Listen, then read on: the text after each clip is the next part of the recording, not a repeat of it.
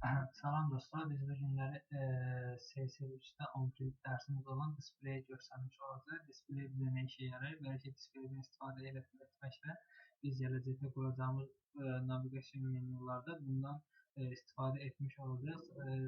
Nəzərinizə çatdırım ki, drop-down menyuların qurulması, həmçinin naviqasiya menyuların qurulmasında displey özəlindən daha çox istifadə olunur. Mən bu gün sizə onun sadə bir nümunəsini göstərəcəm. Lakin növbəti dərslərimizdə drop-down menu qurarkən bunun nə işə yaradığını orada daha yaxşı görmüş olacaqsınız.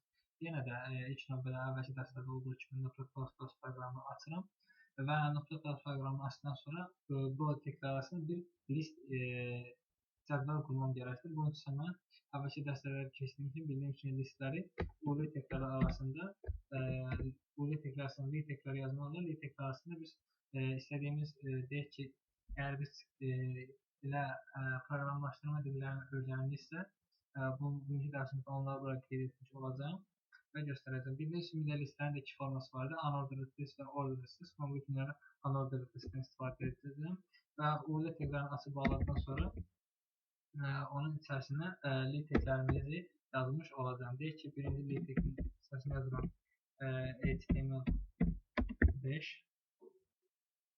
daha sonra yazıram. Yəni də li tekini açıb bağlamalı, onun içərisinə yazıram CSS3 və növbəti listimizi açıb bağlamalı, onun içərisinə yazıram bir JavaScript və növbəti listimizi açıb bağlamalı, bunun içərisinə yazırıq ki PHP.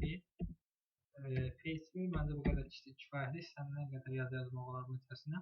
Script işarəsi vasitəsilə kodlarımızı yaddaşa verdikdən sonra random daxil olub launching formu seçirəm və burada onları necə görürük. Gördüyünüz kimi unordered list olduğunu, hər iki HTML-in CSS-in qarşısında və JavaScript-in qarşısında bir nöqtə işarəsi oldu. Lakin mən istəyirəm ki, indi bunlar vertikal formada deyil, horizontal formada tutulmuş olsun. Bunu necə edəcək? Bunun üçün isə style tagləri arasına daxil olub li tagimizi yazırıq. Üstündən li-ni yazırıq və li-dən sonra quyruqlu mötərizamı açıb bağlayırıq və onun içərisində display özəliyini yazmış oluruq. Belə ki, display deyirəm. Displaydən sonra qoşun nöqtə qoyuruq. Ona da nəzərinizə çatdırmaq istəyirəm ki, displayin də 3 növ var ki, belə ki, bunlar none-dir və hansısa biz əgər none seçsək, ekranda hər hansı bir yazı görməyəcəyik. Bunlar ən çox drop-down menyuların qurulmasında istifadə olunur. Daha sonra ikinci bir özəlliyi olan displayin inline-dir ki, hansı ki, bunda bizim yazılarımız üfüqi vəziyyətdə görsənmiş olur və üçüncü forma isə displayin blok formasıdır ki, bunda yazılarımız vertikal formada görsənmiş olur. Mən isə ilk növbədə sizə inline göstərəcəm. Belki inline yazmaq da bura. Bizim inline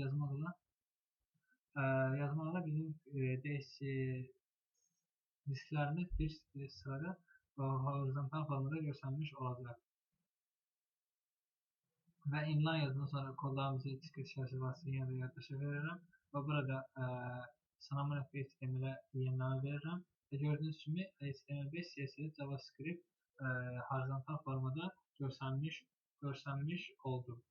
Və daha sonra inline gördükdən sonra blok özəlliyini görürük.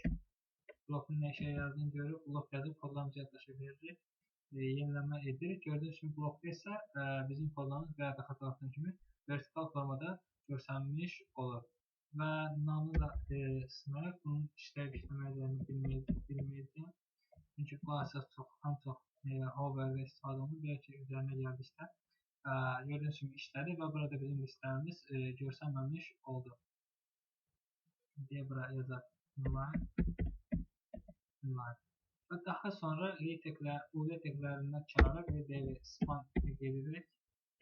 Span və span içərisində misal üçün yazırıq AZV Coder. Və bundan mən bir neçə dənə kopya edirəm. Kopya etdikdən sonra alt sətrə düşüb yapışdırıram. Yəni alt sətrə düşüb yapışdırıram. Alt sətrə düşüb yapışdırıram. Alt sətrə düşüb yapışdırıram və bundan çox verəcək.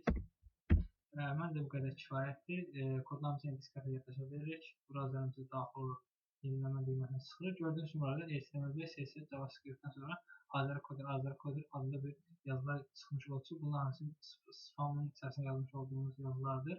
İndi isə mən istəyirəm ki, deyək ki, spamdakı olan yazılar da belə formada deyil, alfabetle görünmüş olsun. Bunu necə edəcəyik? Bunu da yenə də display özelliğinden istifadə etmək istəyəcəyik. Belə şey span deyirəm, CSS deklarasına. Spandan sonra qurulum məhdudiyası bağlayıram. Yəni display deyirəm. Displaydən qoşu nöqtə inline deyirəm. Inline sonra nöqtələr bölgümüzü yazmağı unutmuruq. Kodlarımızı yaddaşa veririk. Browserimize daxil oluruq. Yenilənmə düyməsini basırıq. Gördüyünüz kimi inline formada oldu. Heç bir dəyişiklik olmadı. İndi isə mən buna blok özelliğini qeyd edirəm. Burada inline silib blok deyirəm. Kodlarımızı yenə yaddaşa verdik. Browserimize daxil oldu. Gördüyünüz kimi Azər Coder yazıları alt formada görsənmiş oldu. Beləliklə bugünkü dərsimiz olan display bölməsi də yekunlaşdı. Növbəti dərsimizdə görüşərik. Çox sağ olun.